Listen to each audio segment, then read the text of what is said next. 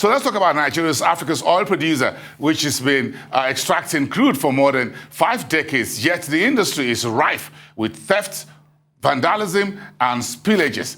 The economic cost of these activities alone run into billions of dollars every year. So the question, is there a solution that will enable Nigeria achieve an inclusive wealth for itself and its citizens from oil exploration? Victor Ekpenyong is the founder and CEO of Kenyon International, West African company, one of the indigenous oil companies in Nigeria, and he joins me here in the studio for a conversation to this development. Great to have you tonight in the studio with us. Thank you so much. Thank you very much, boss. Thank you for coming through.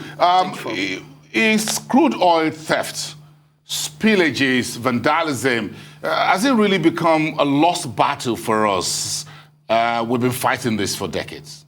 I don't think so. I don't think so. It's a lost, battle. First of all, thank you for having me here. So, Nigeria is known as being a very resilient country.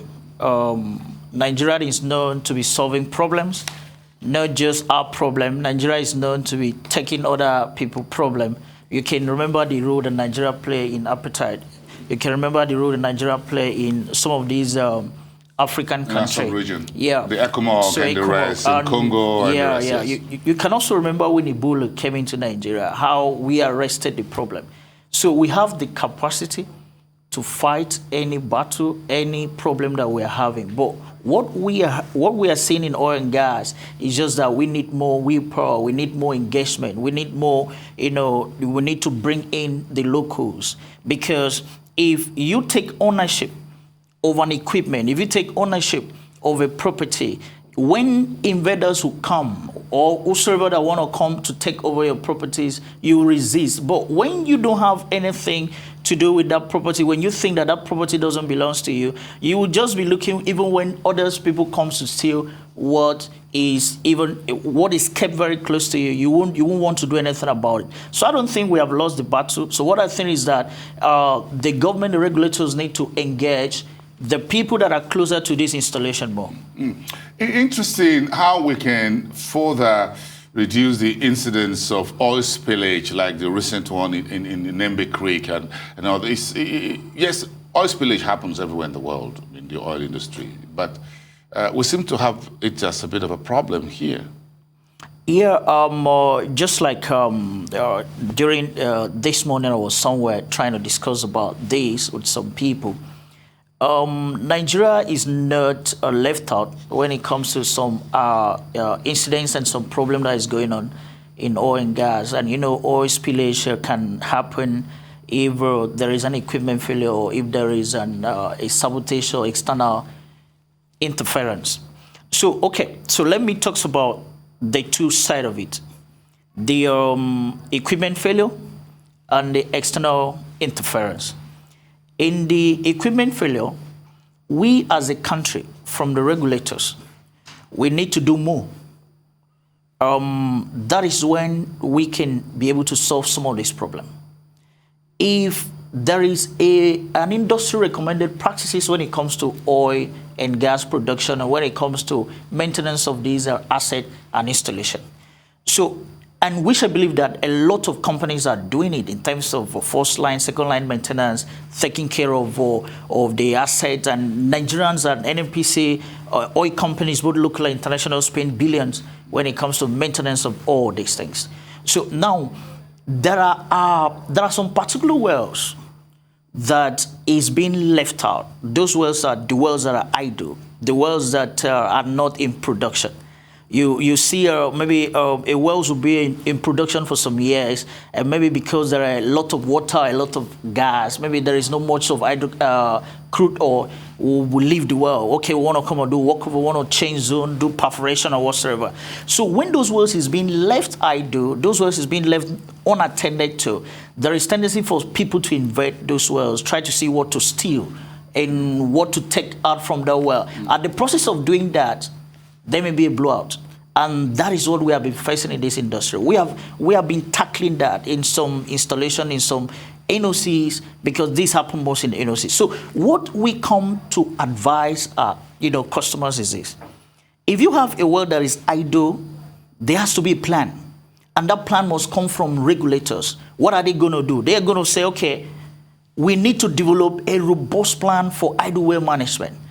And where all the operators send lists of idle wells for either bring it back to production, temporarily pluck and abandon, or decommission. We don't have those framework already. There was a time I was in touch with some of these, regulators. They told me that there are some things like that exist, but there is no enforcement. We need to enforce it. But I don't see the robust one. The robust one, like every year, all operators send me the list of your idle wells. Idle wells. Their locations. Those wells that are not in production. Where are they? What plans do you have as an operator? Do you plan to bring them back to production, or do you plan to decommission them? So when you have or protect them. Oh, exactly. From sabotage. Exactly. Because you need to protect it, but subsurface is surface-wide. Subsurface is going to run some plugs into the well to kind of lock it out. Yeah, lock it out in the reservoir. Surface is when you do some anti-theft technology to see, okay, if somebody comes into the well, the person may not be able to have access to the well. Yeah. So these are what need to be enforced in all companies. Interesting that vandalism, which is tied to what you're talking about, needs to happen. Is it regulation? Is it policing? Give me something new on the table. Okay, so the best way to tackle this is just these two words. We bring technology when it comes to idle well management strategy. Who are in charge to monitor all these wells that are not in production? Nigeria find it difficult to meet their OPEX quota. But we have a lot of wells that are locked in their idle because the pipeline has been, vandalized. So we need to check, can we bring more well back to production? Or do we need to spend millions of US dollars to drill more well? So here is President Buhari giving your industry a new Petroleum Industry Act. Is that a silver bullet to solve all your problems in the industry? Yeah, PIA is the best thing that has happened to the industry, in my own opinion. Because, we are moving into transition period where all over the world talks about decarbonation, all over the world talks about green energy. So now, if you want people to come into Nigeria to invest, you have to tidy up whatsoever structure you have. You have to make sure some things are being done right. Because what Nigeria want now, they want investors to come in to invest in Nigeria, especially in the gas sector, because the gas is the future.